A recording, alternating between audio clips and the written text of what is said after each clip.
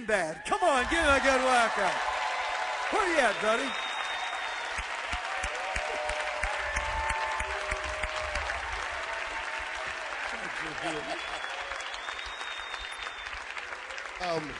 Now, it's on now. I didn't preach. I'm not a preacher. Don't try to head me down that way. Don't. My father tried to do it. Don't. I'm a comedian. Because preaching, you got to get up early in the morning. I'm not made for that.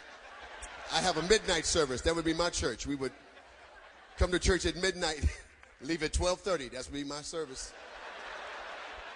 Because you guys are morning Christians, and God bless y'all. I'm trying to find afternoon service. Because we sleep in the morning. Comedians sleep in the morning and get our thoughts together to be ready for the evening. So all these are preachers and people that work with preachers and work in the church, right? All these people. Because my father's a minister. So I look at, I guess the thing is release, right? Release yourself. I want to help you out. As watching my father as a minister, who works in the pastor's office? Who works for the pastor? Who works? Because you people are key people. You know his thoughts. You know what they have to do. You know what they have to be. You control the church. No one knows. Those who work for the pastor control the church. The pastor thinks they control the church. But if you take his schedule away, there is no church next Sunday.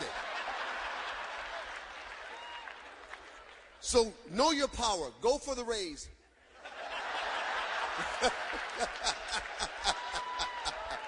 One day, don't drive the van on Sunday. Where's the van at? Didn't have no gas money. I look at my father's a preacher. I know a lot of times as preachers, there's things you have to know. Where are my ministers at? Where are my preachers, my pastors at? There's things you have to be very careful of. Never let your congregation know that you can do carpentry, you can do electrical work, that you can lay tile down, that you can carpet. Do not let them know you have skills, because you will be using your skills in your church for the rest of your life. Once you fix the microphones one time, they'll say, well, we don't need somebody else. Pastor can do it. So never have a toolbox. Never be seen with a tool. Never be seen driving. That way you have to drive the bus. Never drive the bus. Never get a chauffeur's license. Do not be a pastor with a chauffeur's license, because you will now drive the church bus. Don't worry, pastor do it. So these are the very key things. I want to help as a minister's son, because I saw my father. My father was always going to hospitals. He was always going to other people's places. You're always ministering to people, you know. So these are the things as a pastor, you're always torn, and you have your own families. So that's why pastors' kids are always jacked up. Because while you were helping other people, I was a prodigal son trying to burn my house down. So always keep an eye on your children. Because even though you're a pastor, we're trying to prove that we're not preacher's kids. When you're a preacher's kid, you're trying to prove you're not a preacher's kid. So you do crazy things to prove to other people, like, are you a preacher's kid? No, I ain't no Christian. I'll burn this house down. So you have to always never have knives, matches, flamethrowers. Do not have these things in your house. When you go to the hospital, just leave plastic utensils, because the preacher's kids will throw knives at each other. Trust me. Because I used to watch a circus show where you put a kid on a wheel. I put my brother on a wheel in the backyard. Luckily, butter knives don't stick. They bounce off. So he was saved that weekend. So these are important things as you, are you taking seminars? Have you ever been taking seminars and classes while you've been here? What's some of the things that y'all have learned? Name one of the classes you've taken. Huh? What? Find your ministry. Did you?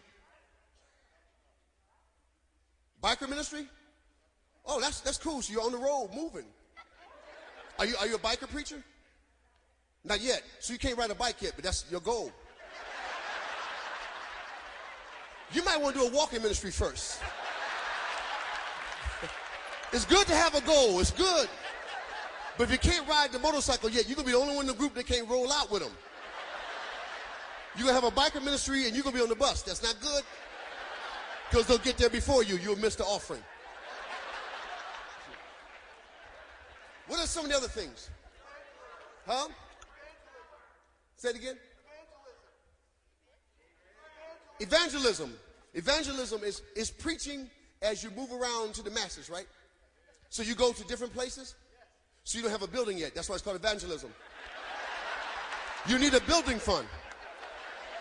It's called evangelism, but it's called building fund. You want a building fund so you can sit in one place or become a biker. So what did you learn in evangelism? How do you share it effectively? You use the 10 Commandments. It scares people. Don't use that. The 10 Commandments is what scares folks about Christians.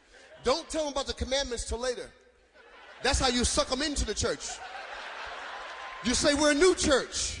And then we get them there. Oh, yeah, we got the 10 Commandments. And lock the doors so they can't get out. But since you're evangelists, you can't lock the doors. They run through the woods. That's why you got to have a building. What else did you learn? What else was learned? Right over here. Who said? Huh? Prayer. What's the key to prayer? Keep it short.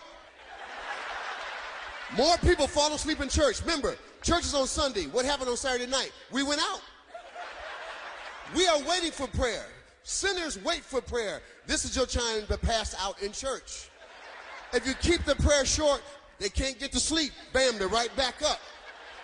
If you pray a long prayer, they will fall out. They will fall on the floor. You think they got the Holy Ghost. They're just passing out.